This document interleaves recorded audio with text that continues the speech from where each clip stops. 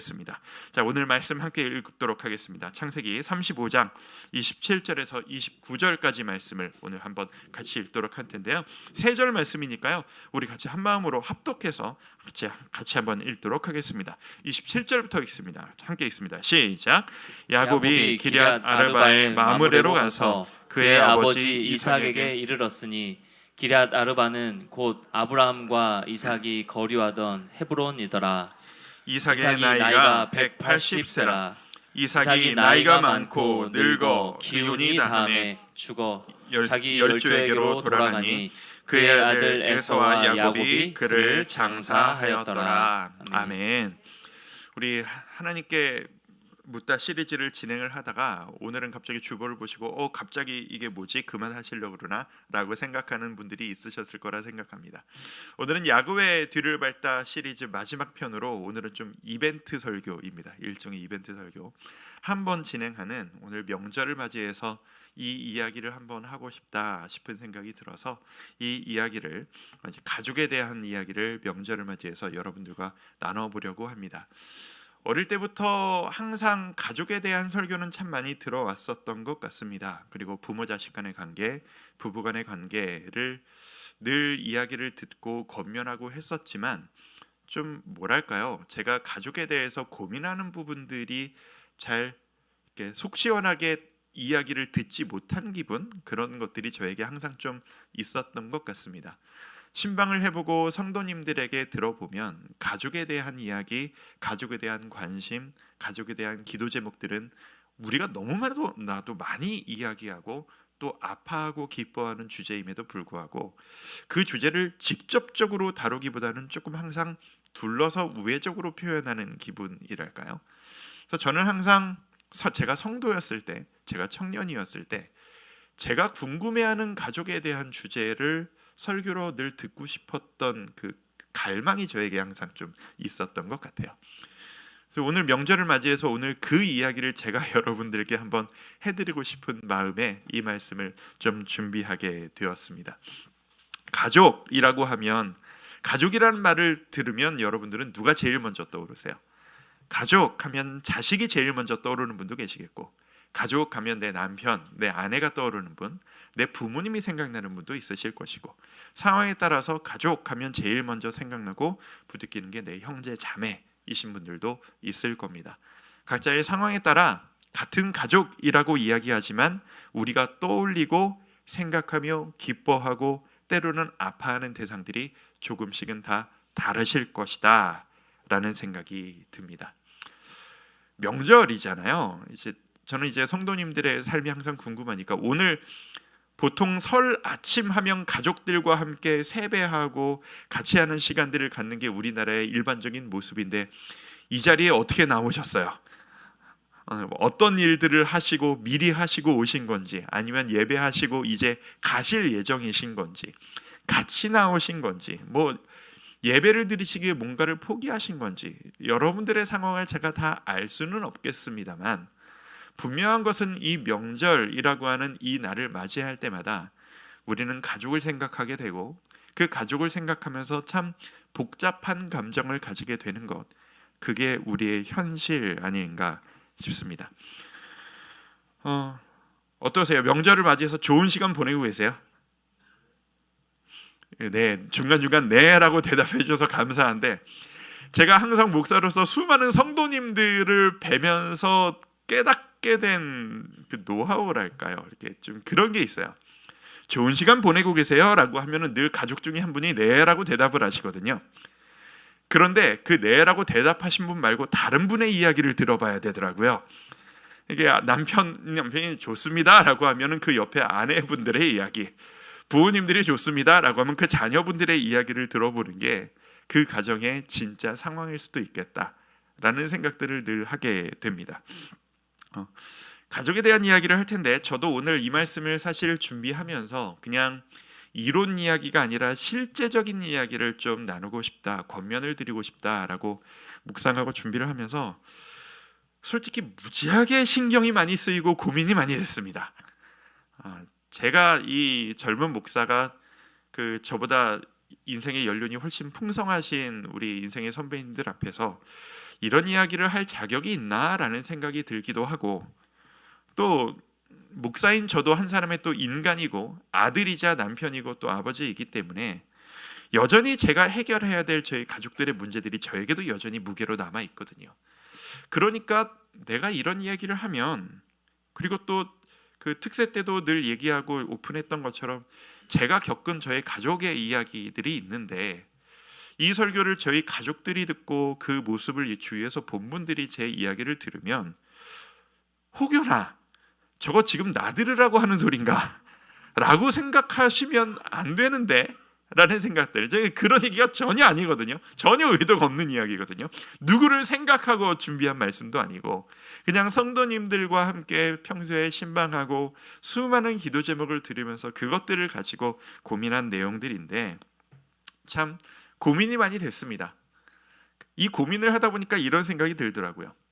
이런 말씀을 전하려고 할 때 이렇게 고민을 하고 있다라는 것 자체가 이 가족이라는 게 쉽지 않다라는 증거로구나 라고 하는 생각 말이죠. 가족 이야기는 쉬운 이야기가 아닙니다.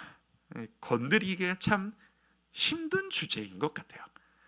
여러분들이 인생의 연륜이 많으셔도, 아니면 여러분들이 신혼부부이셔도, 아직 여러분들이 청년이셔도 그건 마찬가지인 것 같습니다. 보통 가족에 대해서 이야기할 때 가족에 대해 생각한다, 가족을 위해 기도한다 라고 하면, 제가 듣기에는 그래요. 가족을 위해 기도한다 라고 하면 그 의미는 기쁘다라는 의미보다는 걱정거리가 있다라는 의미로 사용될 때가 훨씬 더 많은 것 같습니다. 제가 듣기론 그래요. 그리고 이것이 내 가족과 함께한 시간들이 길수록 이 비율이 훨씬 더 깊어지고 많아지는 것 같아요.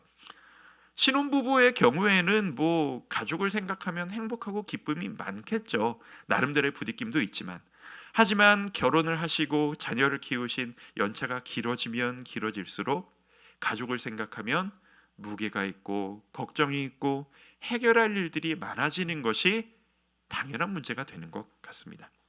왜 그럴까요? 왜 그럴까요?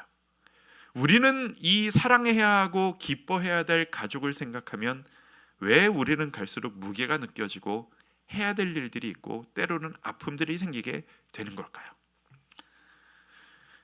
이렇게 생각해 봤습니다. 사랑하기 때문에 그런 거예요. 가장 사랑하기 때문에 이렇게 된 겁니다. 우리는 모두 우리 가족을 사랑합니다. 내 남편을, 내 아내를 사랑하고 부모님을 사랑하고 내 자식을 사랑합니다. 사랑하는 만큼 나도 그들에게서 사랑받고 싶어 하는 것이 당연한 우리의 마음입니다. 내가 너무 사랑하니까 기대감도 너무 커져 버리는 거예요. 그래서 남이라면 저 사람이 나한테 이 정도라면 진짜 잘해주는 거지 라고 할 수준의 사랑과 배려를 받는다고 내가 내 가족에게서 만족이 안 되는 거죠. 남이라면 너무 잘해주는 건데 우리 엄마 아빠가 이 정도로 해주면 실망스러운 거예요. 지나가는 애가 나한테 이 정도 인사했으면 진짜 예의 바른 애인데 내 자식이 나한테 이 정도 해서는 얘는 불효막심한 애가 되는 거예요. 기대가 크기 때문에 아쉬움이 커집니다. 그리고 아프기도 합니다. 그런데 남이라면은 그냥 그렇게 지나가고 말면 되는데, 가족이기 때문에 우리는 끊임없이 만나고 이 과정을 반복하게 되는 것 같습니다. 그래서 가족 이야기는 아프고 어렵고 해결이 어렵습니다. 남이 뭐라고 이야기하기는 더 어려운 주제가 바로 이 가족이라고 하는 주제인 것 같습니다. 가정이라는 주제는 제 목회의 가장 큰 관심사입니다. 제가 예전에도 이 말씀을 드렸던 것 같아요. 제가 나이가 쌓여갈수록, 연륜이 많아질수록 제가 진심으로 하고 싶은 것들은 가정을 회복시키는 목회를 저는 하고 싶고, 그게 어떤 이벤트로서가 아니라 건강한 목회, 신앙생활을 통해서 가정이 회복되도록 만들어드리고 싶은 게 제 목회의 작은 목표 중에 하나입니다. 왜 이런 목표를 가지게 되었나? 개인적으로 제가 가정에 대해 너무 아프고 많은 경험을 해왔기 때문이기도 합니다. 1차적으로는 사실 그렇습니다. 이게 어쩔 수가 없는 거예요. 상처가 은혜로 덮이고 나니까 상처가 사명이 되어지고 제가 바라보는 사명이 되어졌어요. 또 하나의 이유가 있다면 여러분들에게서 가장 많이 듣는 이야기가 가족 이야기이기 때문입니다. 성도 여러분들을 만나고 많은 대화들을 합니다. 신방을 합니다. 그리고 수많은 기도 제목들을 듣습니다. 성도 여러분들이 목사를 믿는 마음으로 다른 데서는 이야기 안 하시겠지, 목사님만 저를 위해, 저희 가정을 위해 기도해 주세요 라고 주시는 기도 제목의 8알은 가족을 위한 기도 제목입니다.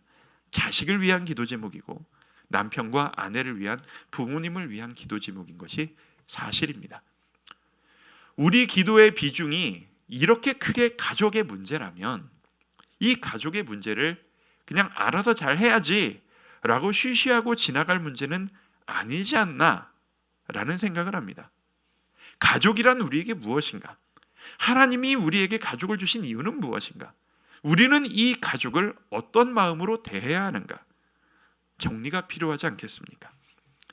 그리고 그런 기도 제목을 이야기하시는, 말씀하시는 성도님들의 그 표정과 태도를 보면 이 성도님들이 가정을 살리시기 위해, 가정을 잘 돌아가도록 하시기 위해 얼마나 평소에 노력을 하시는지를 느끼곤 합니다. 그런 모습을 보다 보면 저는 이런 생각을 하게 됩니다. 내가 내 가족을 어떻게 대하고 있느냐, 이 자세가 이분의 신앙생활이 어떤 모습인가를 알려주는, 그 깊이가 얼마나 깊은지를 알려주는 그 바로미터 같은, 기준과도 같은 역할을 하는구나 라고 느껴질 때가 참 많습니다. 이런 생각으로 오랜만에 야곱 이야기를 한번 해볼까 합니다. 정말 오랜만이죠. 오랜만에 이 야곱 이야기, 오늘 설교로서 이 야곱의 뒤를 밟다가 진짜 마지막입니다. 언젠가 나중에 요셉의 뒤를 밟다를 시작을 하게 될 텐데, 자, 기억이 나실지 모르겠습니다만 야곱이 도망치듯 혼자서 집을 떠나서 생활한 지 이제 40년이 지난 타이밍이 오늘 본문의 이야기입니다. 40년이 지났어요. 40년에 지난 동안 혼자 집을 도망치듯 나왔던 이 야곱은 결혼을 했고 아내가 4명이나 생겼으며 아들이 12명이 생겼습니다. 그러니까 기록되지 않은 딸들도 있을 거라고 예상이 됩니다. 혼자 맨몸으로 나왔지만 이제는 수많은 가족들과 수많은 재산들과 너무나도 수많은 인생의 사연이 생겨버린 인생, 그게 바로 이 야곱의 모습이 되었습니다. 오랜 시간이 지나고 40여 년 만에 아버지 이삭을 만나게 됩니다. 27절을 제가 한번 읽어드릴게요. 뭔가 좀 노곤한 분위기가 나서 같이 한번 읽어볼까요? 야곱이, 시작. 야곱이 기럇 아르바의 마므레로 가서 그의 아버지 이삭에게 이르렀으니 기럇 아르바는 곧 아브라함과 이삭이 거류하던 헤브론이더라. 아멘. 자, 야곱이 기럇 아르바의 마므레로 가서 그의 아버지 이삭에게 이르렀으니, 단순해 보이는 성경인데 계속 성경을 보다 보니까 궁금증이 생깁니다. 무슨 궁금증이냐 하면, 성경이 이상하게도 아버지와 아들이 40년 만에 만난 거잖아요. 근데 이 장면을 자세하게 설명하지를 않아요. 그냥 간단하게 지나가려나 보지 라고 생각하기에는, 나중에 이 야곱이 아버지가 되어서 자기 아들 요셉을 몇십 년 만에 상봉했을 때는 성경은 그 모습을, 그 감정의 격한 감정과 그 감사와 감격을 너무 자세하게 기록하거든요. 근데 상대적으로 아버지 이삭과 아들 야곱이 40년 만에 만나는 이 장면은 이삭에게 이르렀으니 너무나도 간단하게 그냥 휙 지나가는 이런 모습을 성경에서 우리는 보게 됩니다. 왜일까? 하나님은 왜 이렇게 설명만 하시고 지나신 것일까? 라는 궁금증을 갖게 되었습니다. 사실 야곱은 마음 먹었으면 진작에 한참 전에 아버지를 찾아갈 수 있는 상황이었습니다. 그 삼촌 라반에게서 나와서 고향 땅으로 들어왔으니, 내 집을 찾았고 내 거주처를 찾았음에도 불구하고 마음 먹으면 내 아버지를 만나러 가는 일이 무엇보다도 중요하고 해야만 하는 일 아니었겠습니까? 그런데 그러지를 않았어요. 내 지역, 내 집에서 내 자식, 내 아내들과만 살다가 한참 동안을 있다가 아버지를 만난 지 40여 년이 되어서야, 아버지가 돌아가실 때가 되어서야 아버지를 만나러 간 것이죠. 이유가 무엇이었을까? 그냥 혼자 추정해 보건대 야곱은 아버지에 대해서 좀 복잡한 마음을 가지고 있었던 것이 아닐까라는 혼자 상상을 한번 해봤습니다. 나를 사랑해 주지 않았던 아버지, 사랑하지 않은 건 아니었겠죠. 근데 형을 너무 편애하느라 항상 나에게는 나를 뒷전으로 생각하셨던 나의 아버지. 하지만 내가 사랑받고 싶었던 가장 내가 사랑하는 애증의 대상, 우리 아버지. 그런데 그런 아버지를 속여버렸다라고 하는 그 죄송한 마음, 죄책감. 동시에 우리 아버지는 가장으로서 왜 이를 이렇게 만드시고 만 것일까? 아버지는 왜 나를 찾지 않으셨을까? 아버지는 나를 왜 이렇게 방치하셨을까? 라고 하는 안타깝고 좀 속상한 마음. 그런 이 복잡한 생각이 너무 많이 쌓이니 이 복잡한 감정을 정리하기가 너무 버거워져서 그냥 이대로 좋다, 당장은 만나서 뭔가를 정리하기가 버겁다, 아버지를 만나면 내 머리가 너무 복잡할 것 같다 라고 하는 마음이 야곱에게 있었던 것이 아니었을까 라고 혼자 상상을 한번 해봤습니다. 만약 야곱이 가족을 다시 만나러 온다라고 하면은 그냥 좀 그나마 편하게 가족과의 만남을 상봉할 수 있도록 만들어주는 존재가 어머니였을 거예요. 나의 어머니, 아버지가 나를 사랑하지 않았을 때 나를 위해서 내가 모든 걸 뒷감당해주마, 엄마만 믿고 해라, 무조건 내 편이 되어주었던 나의 버팀목이었던 어머니. 근데 그 어머니는 내가 집을 나와 있는 동안 돌아가셔버린 거예요. 그러니 내가 이제 집으로 돌아가면 아버지와 형뿐이에요. 그 가정에 다시 가서 만난다라는 것이 야곱에게는 결코 쉬운 일이 아니었을 겁니다. 게다가 야곱에겐 가족들이 생겨버렸어요. 서로 힘싸움하는 4명의 아내들, 그리고 끊임없이 사고를 치는 이 12명의 아들들만으로 야곱은 이제 내가 거느려야 될 내 가족만으로 머리가 터질 것 같이 복잡해요. 그럼 그에게 아버지와의 재회와 관계 회복은 중요하고 끊임없이 머릿속에서 남지 않지만, 머릿속을 떠나지 않지만 당장 하기는 너무나도 버거운 밀어놓는 일이었지 않았을까라는 생각을 해보게 되었습니다. 어떻게 그렇게 당당하게 추정을 하냐고요? 제가 제 아버지랑 딱 이 상태거든요. 동일하진 않아요. 어머니의 뭐 이런 거는 좀 달라요. 제가 제 아버지랑 딱 이 상태예요. 제가 오늘 제 이야기를 오픈하는 것에 대해서 또 하나의 제가 아직 여러분들께 오픈하지 않은 많은 이야기가 있답니다, 여러분.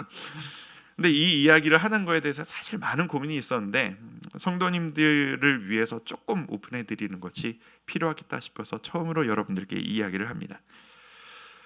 이런 생각을 하다 보면 이런 성경의 인물들도 이런 심정이었을까? 왜 가족끼리 이렇게 복잡한 계산을 하는 관계가 된 것일까? 한때는 나와 내 자식은 가장 사랑하는 관계였고 나와 내 아내는 가장 사랑하는 아무 계산이 필요 없는 존재였는데 시간이 지날수록 우리 가족은 왜 이렇게 계산해야 되고 우선순위를 따져야 하는 그런 관계가 되었을까? 이 야곱의 모습이 마치 우리의 삶과 똑같다고 느껴지는 겁니다.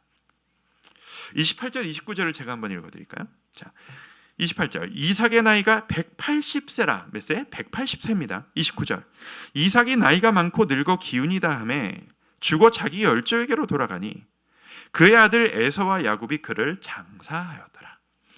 자, 이삭이 지금보다는 평균 수명이 훨씬 길었던 시절이에요. 2000년 전이니까 2000년보다 훨씬 더 전이죠. 180살을 살고 죽었습니다. 그리고 아버지의 장사를 치르면서 서로가 애매하게 바라보고 관계가 소원했던 이 형제는 그 애매한 분위기 가운데 아버지의 장례를 치르게 됩니다. 추정이 가능하죠. 아버지를 장례 치른 이후에는 이 형제는 서로 만날 일들은 진짜 거의 없어졌겠구나 라는 추정이 가능합니다. 그리고 전후 관계를 따지고 해보니까 이때 야곱이 몇 살이었을까를 계산을 제가 한번 해봤어요. 야곱이 아버지를 속였을 때 그때 이삭의 나이가 몇 살이었을까를 계산을 해보니까 130세 중반쯤으로 추정이 돼요. 한 137세, 그 이삭의 나이가 그때 즈음에 아들이 아버지를 속이는 일을 벌이게 된 거예요. 시간이 꽤 많이 지났죠? 그리고 아버지를 장사 치르던 이때 야곱이 몇 살이었는지를 계산을 해보니까 120살 중반이에요. 자, 이게 무슨 얘기냐면 아들을 편애하던 아버지, 나를 사랑하지 않으셨던 그 아버지의 나이가 이제 내 나이가 된 거예요. 야곱 입장에서 우리 아버지는 왜 나 말고 내 형만 사랑하시지? 원망스럽게 바라봤던 그 나이, 그리고 내가 아버지를 속였을 때 내 아버지의 나이가 이제는 내 나이가 되어져 가는 거예요. 아버지의 그때 그 나이가 되고 나니, 그리고 나도 아들들이 생기고 나니 야곱은 그 어느 때보다도 아버지에 대해서 많이 생각하고 그때 이런 마음이셨던 것까? 라고 생각하지 않았을까요? 저도 그렇더라고요. 제 기억 속에 있는 제 그 아버지의 모습, 그 어머니와 어려움들을 많이 겪으시고 복잡한 일이 생기셨던 그때 아버지의 나이가 지금 제 나이예요. 그러다 보니까 이 나이가 되니까 제가 많은 것들이 새롭게 해석되기 시작하더라고요. 여러분들도 그런 경험들 있지 않으세요? 아버지가 그때 그런 행동을 한 게 이런 마음이셨던 건가? 그때 이런 거를 잡으려고 애쓰셨던 거고 이거를 포기하지 못해서 그 난리가 났던 건가? 요거에 대해서 우리 어머니하고 아버지가 생각이 이렇게 다르셨던 건가? 이런 계산들, 이런 생각들은 안타까움이나 미움이 아니에요. 복잡함입니다. 말 그대로 이 마음이에요. 복잡함이에요. 뭐라 말할 수 없는 복잡함.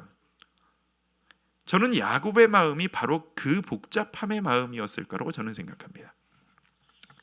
성경이 기록 순서와 그 앞뒤 관계를 보면 저는 이 야곱의 상태를 의도적으로 보여준다라고 저는 생각합니다. 오늘 본문 창세기 35장을 앞부터 쭉 읽어보면 의도적으로 이 성경이 이런 순으로 나열을 해요. 그 아들들이 사고치는 이야기들이 나와요. 내 아들이 아버지인 내 마음에 대못을 박는 사건을 치는 이야기들이 나오고 그 이후에 그 아들들이 12명인데 이런 아들들이 있었더라. 이런 아들들의 아버지가 되었다. 라고 한 이후에 오늘 본문이 바로 이어져요. 그 나이가 되어서 40년 만에 아버지를 찾아가고 장사를 치렀더라. 저는 하나님이 그냥 이거를 그냥 쓰신 거라고 생각하지 않아요. 내가 아버지가 되니 내 아버지에 대해 생각하게 되고 해결해야 되는 관계의 회복, 차마 하지 못하고 보내온 세월들, 그것들을 부딪힘을 도전하고 해결하는 그 과정들, 저는 그 과정으로 이 야곱의 이야기가 보여진다는 겁니다. 오늘 본문이 야곱 이야기여서 아버지와 아들의 이야기로 계속 이야기를 했습니다만 여러분의 가정에는 어떤 관계에 좀 해결거리들이 있으십니까? 아내와 남편과의 사이에서, 내 부모님과의 사이에서, 또 자녀의 관계에서, 형제 자매들끼리의 관계에서 여러분들은 가족 했을 때 어떤 아련한 마음들을 가지고 계십니까? 특히 이 만나지 않을 수 없는 이 명절이라고 하는 이 타이밍에 아픔을 가지고서라도 마주쳐야 하는 이 타이밍에 여러분들은 어떤 마음으로 가족을 만나고 계십니까? 또 오늘 오후에 만나러 갈 예정이세요.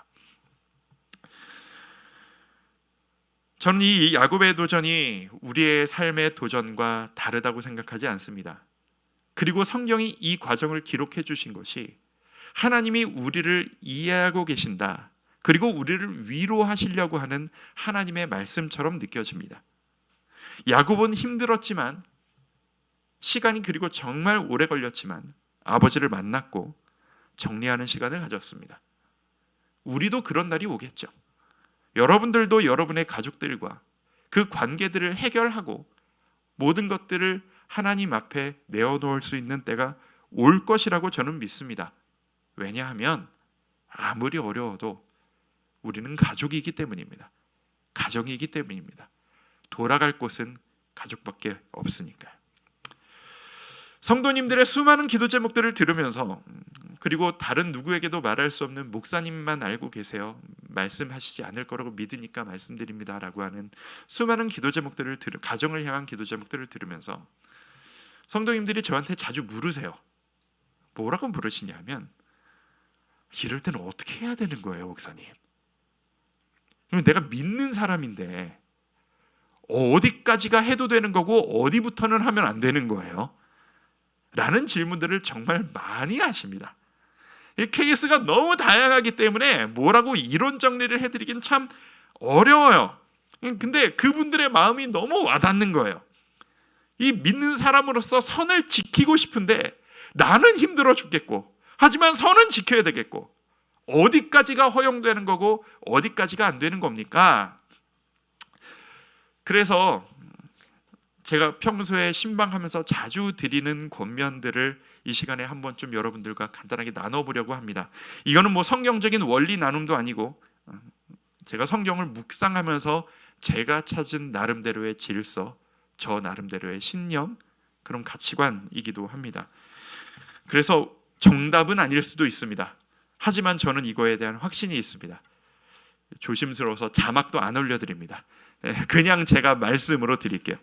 자, 여러분들께 가족에 대해 권면드리는 첫 번째 권면입니다. 첫 번째, 자녀 되신 성도 여러분, 여러분들이 부모님을 바꾸실 수 없습니다. 한 번 더, 자녀 여러분, 여러분이 부모님들을 바꾸실 수 없습니다. 이 말에는 다양한 의미가 담겨져 있습니다. 마치 내 자식이 나한테 뭐라고 한다고 해서 내가 바뀔 마음이 전혀 없는 것처럼, 여러분이 부모님한테 아무리 옳은 소리를 하신다고 해서 여러분들의 부모님들이 여러분들의 얘기 때문에 바뀌실 가능성은 없다고 보셔야 합니다. 그 삶을 그냥 인정해 드려야 합니다. 또 이런 의미도 있을 수 있습니다.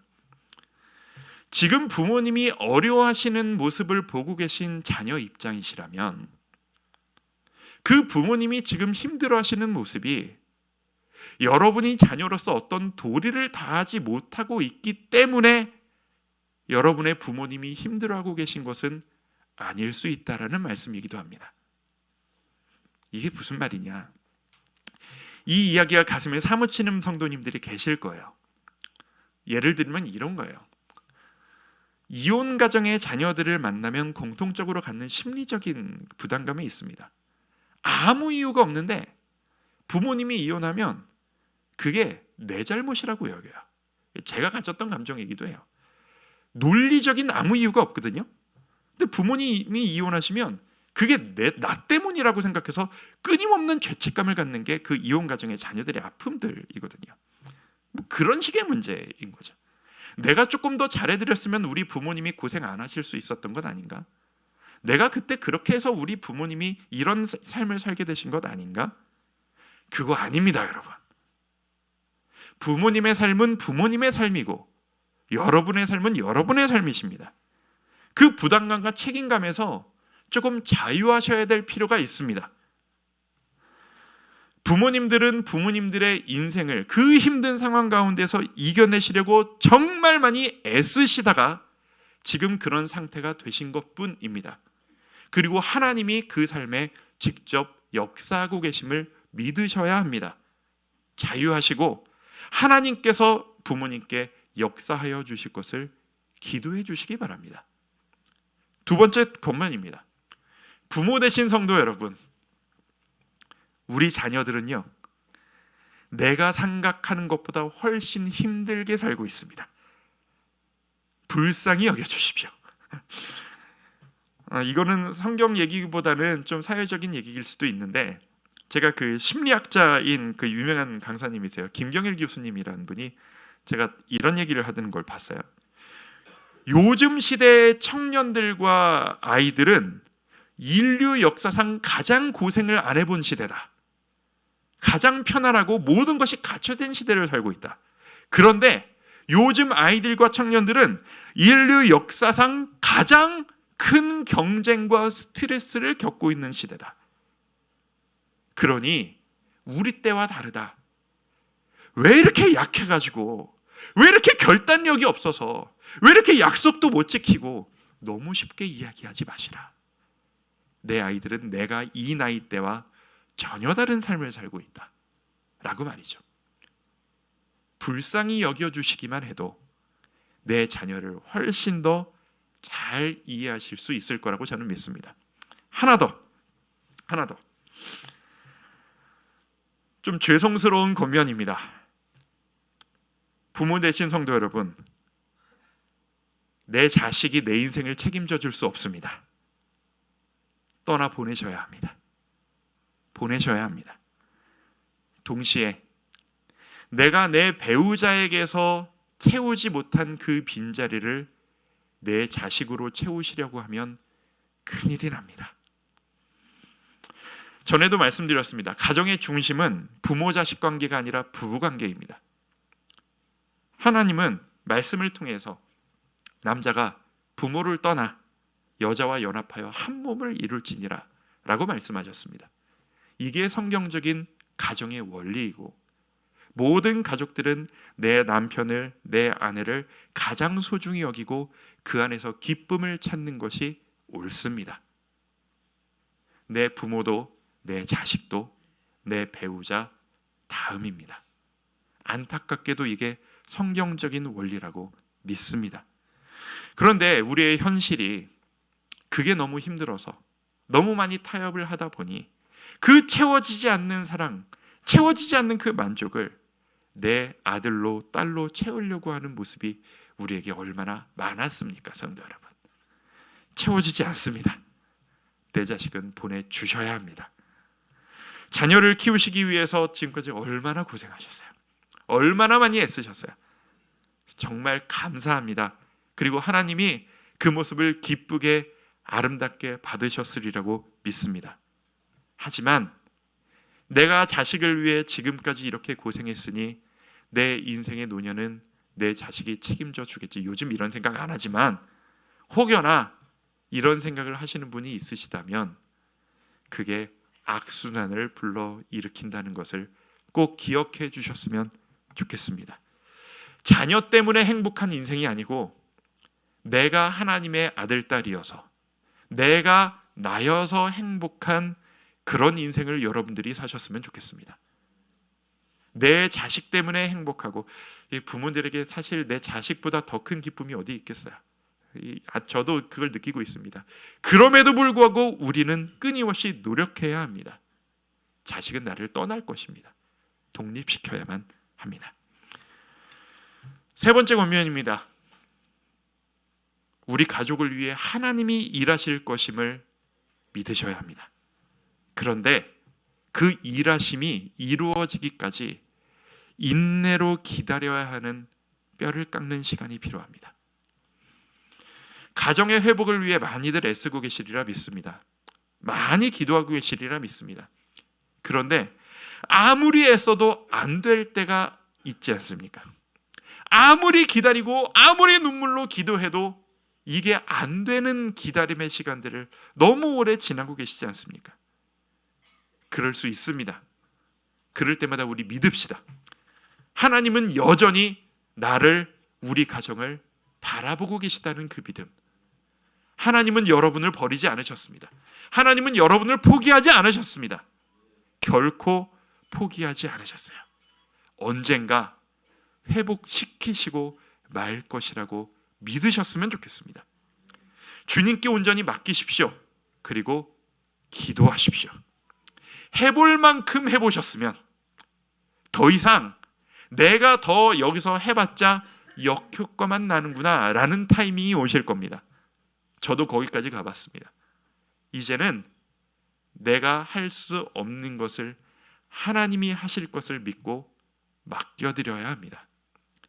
포기하지 말고 기도하며 나아가시는 여러분들이 되셨으면 좋겠습니다. 이 세 가지가 제가 가정과 관련해서 신방하면서 가장 많이 해드린 대답들이고 또 성도님들께 꼭 드리고 싶은 권면들이었어요. 자녀 여러분이 부모님을 바꿀 수 없다라는 사실. 부모님들은 내 자녀가 힘든 것을 인정해주고 내 자녀가 내 인생 책임져주고 만족의 근거가 될 수 없다라는 사실. 세 번째로 포기하지 않고 주님께 맡기고 믿어야 한다는 사실. 여러분들 여기 얼마나 동의하십니까? 여러분들은 이걸 위해 얼마나 애쓰고 계십니까?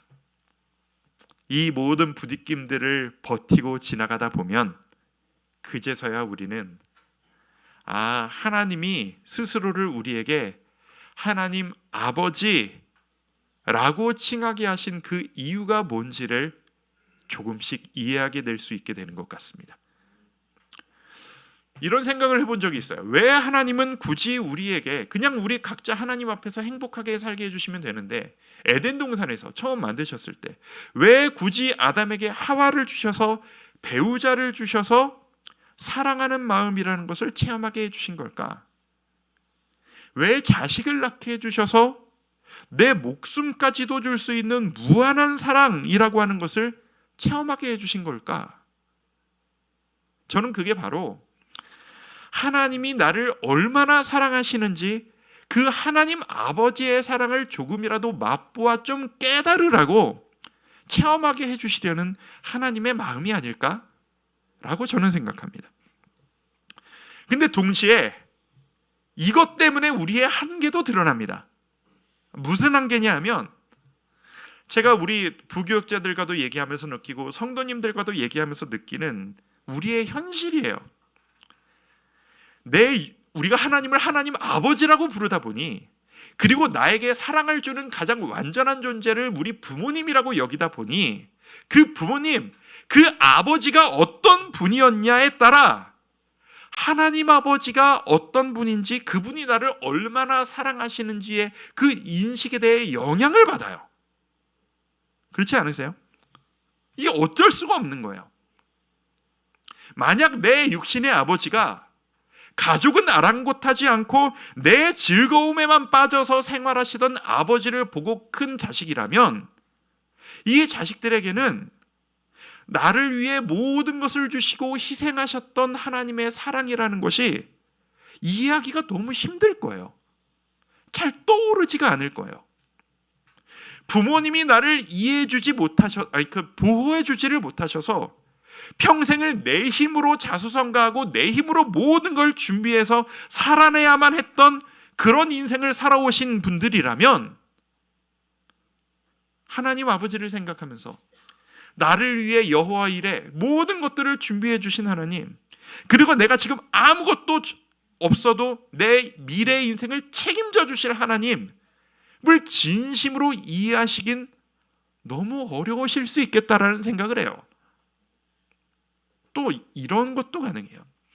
나에겐 너무 좋은 부모님이셨는데 부모님이 가족만 바라보시고 그 이 소소한 만족 가운데 거하시느라 하나님이 허락하신 큰 꿈, 큰 원대한 꿈을 꾸고 도전하시기보다 가족에게만 집중하시는 행복한 그런 부모님, 그런 아버지를 보고 자란 자녀들은 나에게 미지의 도전, 새로운 땅으로서의 도전, 상상도 하지 못한 곳으로 이끌어주시는 하나님의 그 온전한 책임지심, 이라는 것을 상상하고 경험하기가 참 힘들 수 있겠다라는 생각을 합니다.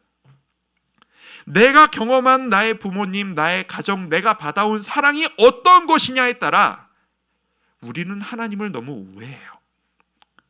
하나님의 그 사랑의 정도를 너무 축소시키고 왜곡시켜버리는 거예요.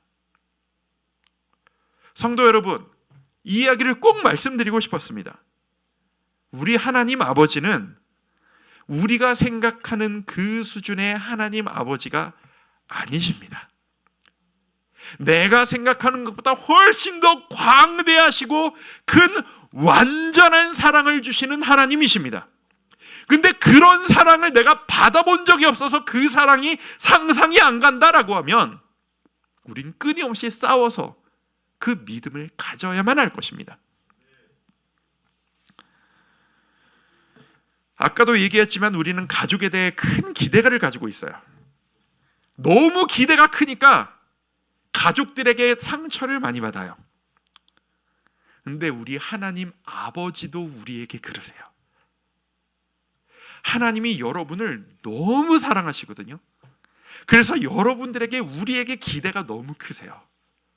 그래서 이 하나님 아버지가 자식된 우리를 보실 때 내가 너를 그거밖에 안 해줄 거라고 믿는 거니? 라고 할 때마다 하나님이 마음이 아프신 거예요. 상처를 받으시는 거예요. 우리 아버지는 우리가 아버지를 바라보면서 그 안에서 행복을 누리길 바라는데 아버지만으로는 좀 부족해요. 그래서 세상으로 자꾸 눈을 돌릴 때 하나님은 자꾸 마음이 아프신 거예요.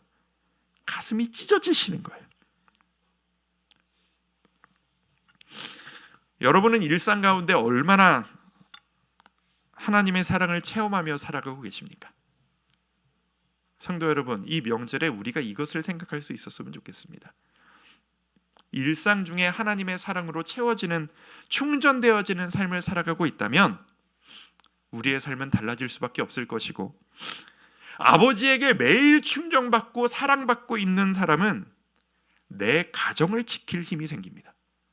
내 아내를, 내 남편을, 내 자식을, 내 부모님을 위해서 헌신하고 품을 수 있는 힘이 생긴다라고 저는 믿습니다. 자존심을 지키겠다고 맞서 싸우는 그 싸움 말고 참고 수용할 수 있는 힘이 생긴다라는 이야기입니다. 제가 여러분들을 만나보니 그래요. 아무 일이 없는 가정은 없어요. 근데 그 일을 감당할 수 있느냐 없느냐, 내가 지금 그 역량이 되느냐 안 되느냐만 있을 뿐이에요. 가정의 행복이라는 게 너무 당연해서 행복하게 살아가고 계신 성도 여러분에게는 이 가정에 대한 이야기가 별 감동이 없으실 수 있습니다. 인정합니다. 근데 이게 뭐랑 똑같은 거냐 하면, 부모님의 사랑에 대한 이야기가 부모님의 사랑이 얼마나 큰지 모르는 어린아이 자식들에게는 하나도 감동이 안 되는 것과 똑같은 이야기예요. 가정의 행복은요, 저는 단언컨대, 저는 이거 확신하는데, 가정의 행복은 거저 하늘에서 떨어져서 얻어지는 게 아니라고 저는 믿습니다. 그 행복은 누군가의 헌신과 희생과 끊임없는 노력이 있기 때문에 얻어진 결과라고 저는 믿습니다. 만약 이 이야기를 들으시면서 난 아무 노력 안 했는데 우리 가정 너무 평안한데? 라고 하시는 분들이 있으시다면 이 기회에 아셨으면 좋겠습니다. 나 몰래 내 아내가, 내 남편이, 내 자식이, 내 부모님이 내 이 평안을 위해 엄청난 희생과 헌신을 해오고 계셨다는 사실을 여러분 꼭 기억해 주셨으면 좋겠습니다. 저는 가정의 행복이라는 것이 싸워서 얻어내는 거라고 생각합니다. 근데 이 싸움이란 남편과의 싸움이 아니고요, 부모님과의 싸움이 아니에요. 내 가치관과의 싸움이에요. 세상의 통념과의 싸움이에요. 내 욕구와의 싸움이에요. 무엇보다도 내 자존심과의 싸움이에요. 이 싸움에서 승리해야만 가정의 평안을 얻어낼 수 있어요.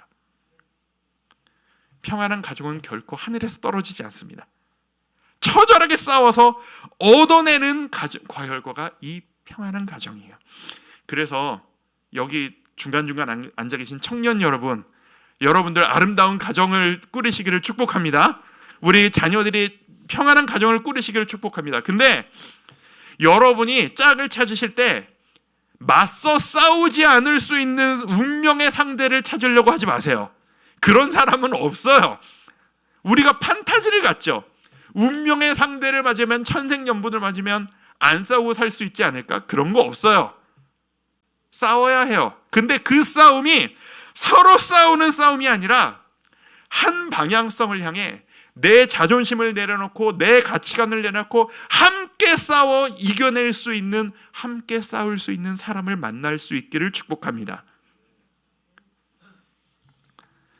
그리스도인은 가정을 지키기 위해 싸워야 합니다. 가족과 싸우지 말고 나 자신과 싸워야 합니다. 내 자존심과 싸워야 하고 내 욕구와 싸워야 합니다. 그리고 그 싸움에 승리하고 내 배우자에게, 내 가족에게는 참고 수용해 주는 겁니다.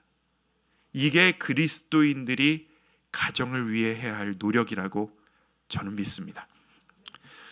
이 싸움에서 승리하시는 성도 여러분들 되시기를 축복해 드리고 싶습니다. 실제적인 이야기를 감히 좀 많이 했습니다. 이 이야기는 제가 지금도 싸우고 있는, 저도 동일하게 싸우고 있는, 노력하는 이야기들이고, 잠시라도 긴장을 놓치면 흐트러지는 문제이기도 합니다. 성도 여러분, 세상은 우리에게 가정에 대해서 그릇된 가치관을 계속 알려줍니다. 많은 것을 가져야 행복하다. 좋은 곳에 살아야 행복하다. 아내가 나한테 맞춰줘야 행복해진다. 남편이 나에게 뭔가를 공급해줘야 행복해진다. 내 자식이 나에게 이런 걸 해줘야 나는 행복해진다. 아닙니다. 하나님께서는 우리에게 말씀하십니다. 싸워서 가정을 아름답게 만들어 내라 라고 말이죠. 그것을 위해 하나님의 은혜를 풍성히 누리시는 여러분들 되셨으면 좋겠습니다. 여러분이 하나님의 사랑, 하나님 아버지의 사랑으로 매일매일 채워지신다면, 그 아버지의 사랑 가운데 거하신다면, 오늘 오후 우리 가족을 만나서 그 어느 때보다도 밝게, 그 어느 때보다도 진심 어린 마음으로 웃으며 사랑하며 행복하게 가족과 함께 시간들을 보내실 수 있을 것이라 믿습니다. 이 은혜가 여러분들 모든 가정에게 충만하게 넘치시기를 주님의 이름으로 축원드립니다. 우리 그런 마음으로 이 고백 한번 해보죠. 아버지 사랑합니다.